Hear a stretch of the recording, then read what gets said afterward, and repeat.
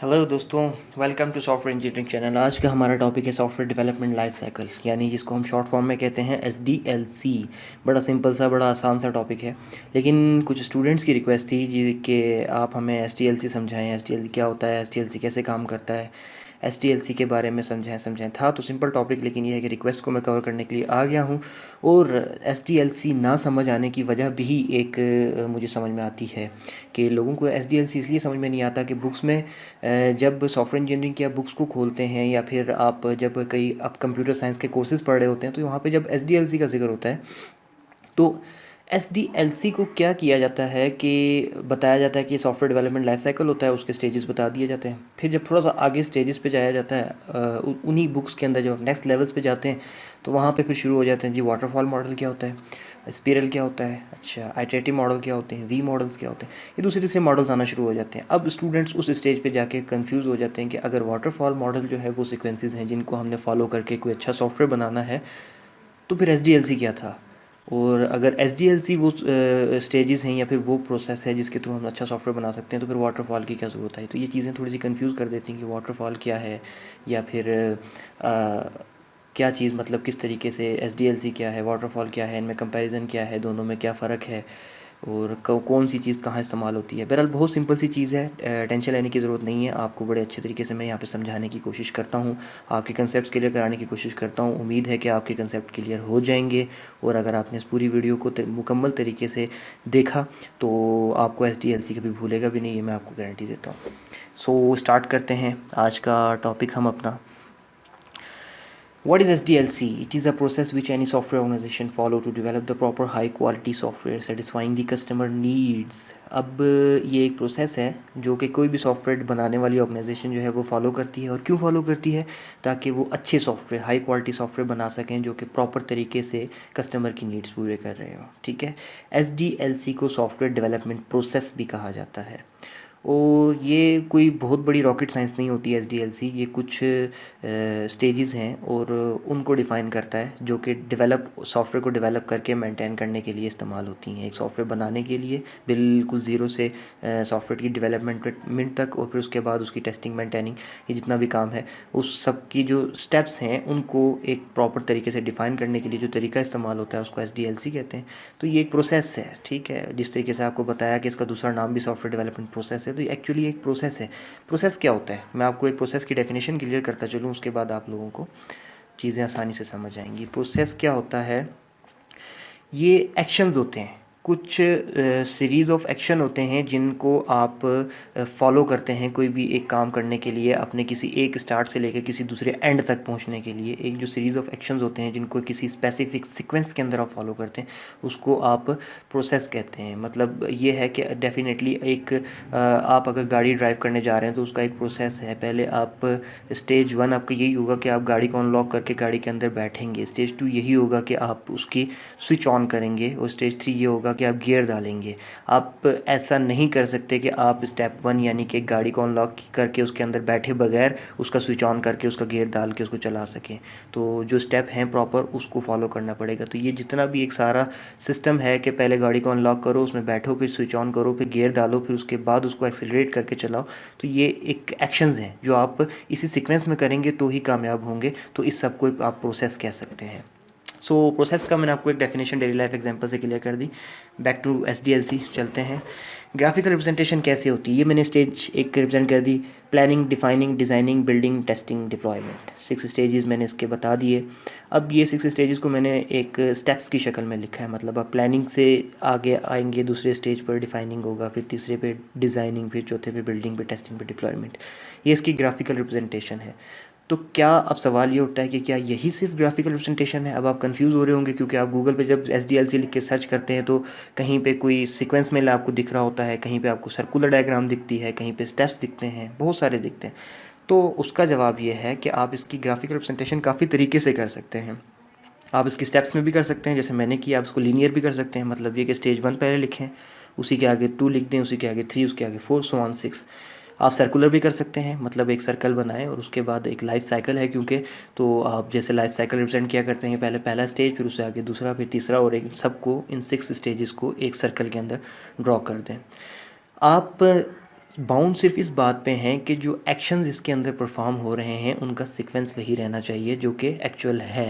Representation आप graphically चाहे किसी भी तरीके से कर दें, आपने ग्राफिकली उस प्रोसेस के सीक्वेंस को डिलीवर करना है आगे वाले तक। अब चाहे वो किसी भी तरीके से कर लें, आप स्टेप से कर लें, लीनियर से कर लें, सर्कुलर से कर लें, या कोई चौथा तरीका अपना ईजाद कर लें, बस सामने वाले को समझ आना चाहिए कि ये स्टेप्स इन्वॉल्व हैं और ये इस ऑर्डर के अंदर एग्जीक्यूट होंगे। That's it. बाकी आप पर कोई बाउंड नहीं है कि स्टेप्स में करना है या लीनियर में या सर्कुलर में।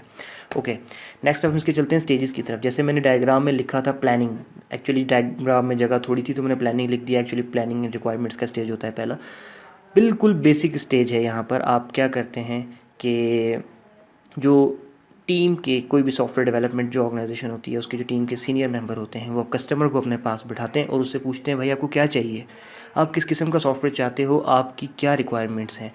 फिर उनको जो वो कस्टमर होता है वो बताता है कि सर मैं ये चीज़ें चाहता हूँ अपने सॉफ्टवेयर में कि वो ऐसे काम करे और ये सारे फीचर्स प्रोवाइड करे सब कुछ। उसको सुनने का काम जो होता है ये सारा प्लानिंग का होता है कि हम किस तरीके से सॉफ्टवेयर को बनाएंगे, और उससे कस्टमर से रिक्वायरमेंट्स लेने का काम जो होता है, ये जो चीज़ें होती हैं ये स्टेज 1 पे परफॉर्म हो जाती हैं। स्टेज 1 पे आपने कस्टमर से रिक्वायरमेंट्स ले ली, तो प्लान कर लिया कि सॉफ्टवेयर बनाना है। प्लान करने के बाद कस्टमर से रिक्वायरमेंट्स ले ली कि क्या क्या चाहिए आपको फ्यूचर सॉफ्टवेयर में। अब आप स्टेज 2 पे आ जाते हो। जो जो आपको कस्टमर ने रिक्वायरमेंट्स दी थी ना, आप उन सबको लिखते हो कि इस बंदे को ये चीज़ चाहिए, इसको ये चीज़ चाहिए, इसको ये चीज़ चाहिए, मतलब इसको चाहिए कि सॉफ्टवेयर के अंदर मेरे पास मतलब ये वाले बटन हो, सॉफ्टवेयर का जो इंटरफेस है वो इस कलर के अंदर हो, और ये सारा कुछ लिखते हो। और फिर उसकी रिक्वायरमेंट्स को देख के एनालाइज करके आप ये देखते हो कि इस सॉफ्टवेयर को चलाने के लिए सिस्टम में रैम कितनी चाहिए होगी, सिस्टम का प्रोसेसर, स्टोरेज ड्राइव कितनी चाहिए होगी। ये सारी की सारी बातें आप डिफ़ाइन करते हो, उन रिक्वायरमेंट्स को स्टेज 2 पे डिफ़ाइन कर लेते हो जो कि स्टेज 1 पे आपने कस्टमर से ली थी, और उनको डिफ़ाइन करके एक डॉक्यूमेंट में लिख लेते हो। उस डॉक्यूमेंट को आप कहते हो SRS। आपने SRS यहाँ पे बना लिया, ठीक है। सिस्टम रिक्वायरमेंट स्पेसिफिकेशन जो होती है आपकी वो आपने यहाँ पे तैयार कर ली। अब आप स्टेज 3 पे चले जाते हो। आपने स्टेज 2 के ऊपर एक SRS ड्रॉ की थी, एक स्टेज 2 के ऊपर एक डॉक्यूमेंट फाइल बनाई थी जिसमें ये सब कुछ लिखा हुआ था कि कस्टमर क्या क्या बनवाना चाहता है, और साथ साथ उसके अंदर ये भी लिखा हुआ था कि उसके लिए आपके सिस्टम में क्या क्या रिक्वायरमेंट्स होंगी, कितनी हार्ड डिस्क, कितनी रैम, कितनी प्रोसेसर होगी। आपने जब रिक्वायरमेंट्स जो आपने लिख ली थी ना, अब इस स्टेज पे आके, डिज़ाइन के स्टेज पे आके, जो आपने रिक्वायरमेंट्स लिखी थी आप उनको ड्रॉ करते हो। आप उनको एक डायग्राम्स की शक्ल में ड्रॉ करते हो। उन डायग्राम्स को सॉफ्टवेयर इंजीनियरिंग में UML डायग्राम्स कहा जाता है, जैसे कि क्लास डायग्राम, एक्टिविटी डायग्राम और ये सब कुछ। अब यहाँ पे मैं आपको एक छोटी सी डेली लाइफ एग्जांपल दूँ जिससे आपको पहले 3 स्टेजेस क्लियर हो जाएंगे। सपोज़ एक बंदा आपके पास, आप एक आर्किटेक्ट इंजीनियर हो, डेली लाइफ का काम है इसलिए मैं आपको ये एग्जांपल दे रहा हूँ कि एक बंदा आपके पास आता है कि सर मैंने घर बनवाना है, ठीक है। तो अब आप उससे पहले स्टेज पे आप रिक्वायरमेंट लेते हो। अच्छा आपकी जगह कितनी है जी? इतनी जगह है, ठीक है जी। अच्छा आप मुझे ये बताओ कि आपको कमरे कितने चाहिए, आपको वॉशरूम्स कितने चाहिए, आपको किचन कितना बड़ा चाहिए।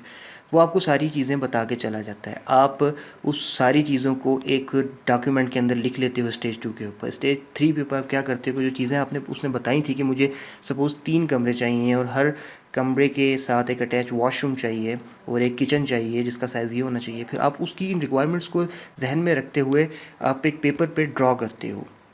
अब आर्किटेक्चर्स का ड्रॉ करने का अपना तरीका है, और सॉफ्टवेयर इंडस्ट्री में जब आप आते हो तो ये यूज़र की गिवन रिक्वायरमेंट्स को ड्रॉ करने का तरीका ये है कि आप उसकी क्लास डायग्राम्स बनाओ, एक्टिविटी डायग्राम्स बनाओ और सीक्वेंस डायग्राम बनाओ, और ये सारी चीज़ें आ जाती हैं, ठीक है। अब यहाँ पर आप ड्रॉ कर लेते हो सॉफ्टवेयर को, सॉफ्टवेयर ड्रॉ हो गया। अब आप नेक्स्ट जाते हो, जो आपने एक पेपर के ऊपर ड्राइंग्स बनाई होती हैं उनको आप एक्चुअल में प्रोग्रामिंग के थ्रू इम्प्लीमेंट करते हो और आप अपना सॉफ्टवेयर इस स्टेज पे आके बिल्ड करते हो। अब मैं आपको वही आर्किटेक्ट वाली एग्जांपल से रिलेट करता हूँ कि आर्किटेक्ट ने पेपर के ऊपर एक बना दिया, आपका पूरे घर का एक मैप बना दिया, एक आपका घर ड्रॉ कर दिया। अब आप क्या करोगे कि नेक्स्ट स्टेज आपको यही होगा कि आप उसको एक्चुअल में बनाना शुरू करोगे। आप ज़मीन के ऊपर जाके वहाँ पे आप उसकी दीवारें बनाओगे, आप उसके रूम्स उस तरीके से ड्रॉ करना शुरू करोगे। तो स्टेज 4 पे भी आप यहाँ पे यही कर रहे होते हो, जो डिज़ाइन आपने पेपर पे बनाया उसको आप एक्चुअल में प्रोग्राम करते हो। बिल्डिंग का स्टेज हो गया। नेक्स्ट स्टेज पे आप जाते हो 5, यानी कि टेस्टिंग। आपने कोई चीज़ बना ली, अब आपको क्या पता कि ठीक काम करती है या नहीं। आपने जो 4th स्टेज पे बनाया था आप उसको यहाँ पे टेस्ट कर लेते हो कि क्या वो ठीक है, क्या वो कस्टमर की रिक्वायरमेंट्स पूरी कर रही है, कहीं पे कोई प्रॉब्लम तो नहीं आ रहा। यहाँ पे आप टेस्टिंग करते हो।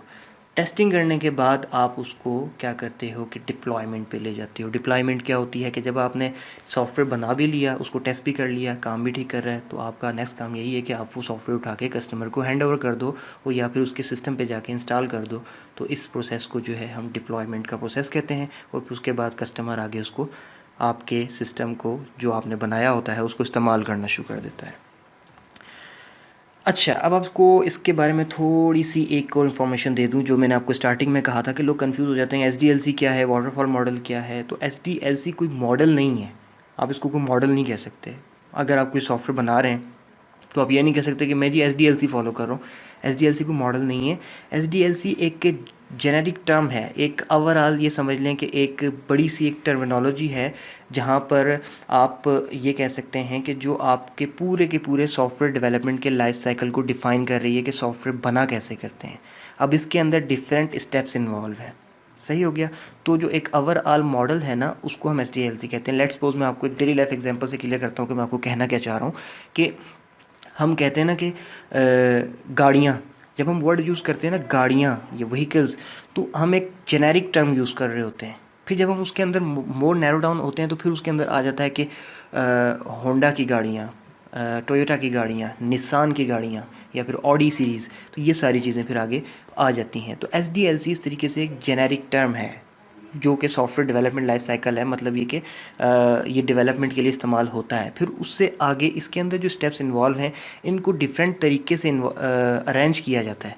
मतलब ये कि पहले कौन सा प्रोसेस करना है, दूसरा कौन सा करना है, और दूसरे के साथ साथ कौन सा करना है या फिर दूसरे के बाद कौन सा करना है। फिर वो अरेंजमेंट होती है उनको फिर रैंडम नाम दे दिए जाते हैं।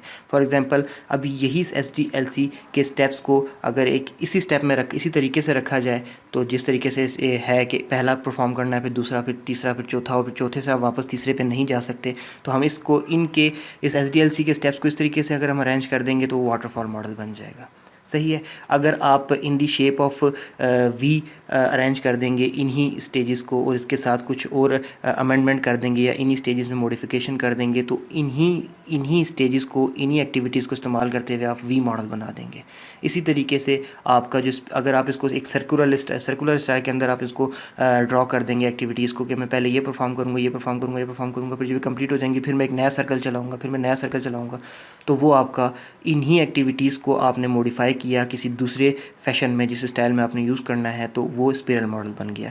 तो एसडीएलसी एक जेनेरिक टर्म है और ये आपके वो तमाम स्टेजेस को बता रही होती है जो कि आप सॉफ्टवेयर डेवलपमेंट के अंदर इस्तेमाल करते हैं। उन तमाम एक्टिविटीज़ को बता रही होती है कि ये एक्टिविटीज़ जो है सॉफ्टवेयर डेवलपमेंट के अंदर या उसके पूरे लाइफ साइकिल में इस्तेमाल होती हैं। ये बात क्लियर।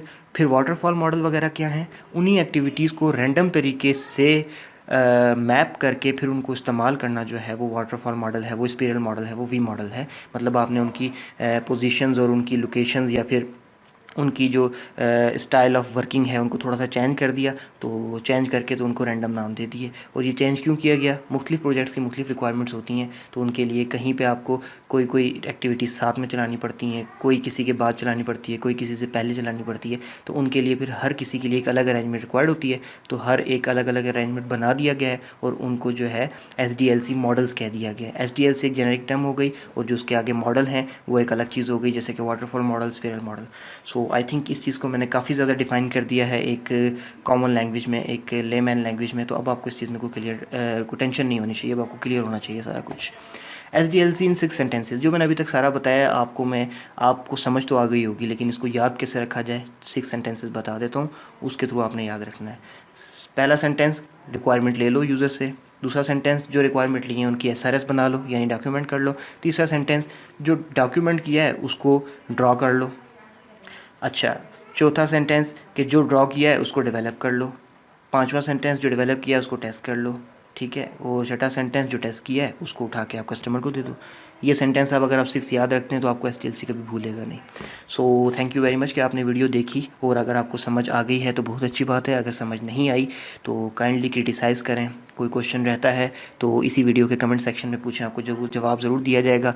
वीडियोज़ को शेयर किया करें ताकि बाकी भी आप जैसे स्टूडेंट्स जिनको सॉफ्टवेयर इंजीनियरिंग समझने में मुश्किल आती है, जैसे मुझे आया करती थी, तो उन लोगों को भी ये समझने में आसानी हो सके। और काइंडली चैनल्स को सब्सक्राइब कर लें ताकि आपको और आने वाली इन्फॉर्मेटिव वीडियोस का पता लगता रहे। और आप अपने टॉपिक्स हमें रिक्वेस्ट किया करें ताकि हम उन टॉपिक्स पे और वीडियो बना सकें। हमारी कोशिश ये होती है कि हम स्टूडेंट के ज़्यादा से ज़्यादा काम आए, और स्टूडेंट के काम आने का तरीका यही है कि हम उसको वही सिखाएं जो वो चाहते हैं। तो आपके रिक्वेस्ट किए हुए एक टॉपिक से बहुत सारे बाकी लोगों का भी भला हो जाता है। तो रिक्वेस्ट किया करें और अपने मर्ज़ी के टॉपिक भी बताया करें। ये भी टॉपिक रिक्वेस्ट के ऊपर ही था जो कि हमने आज वीडियो में कवर किया है। Thank you very much. फिर मिलते हैं नेक्स्ट वीडियो के साथ।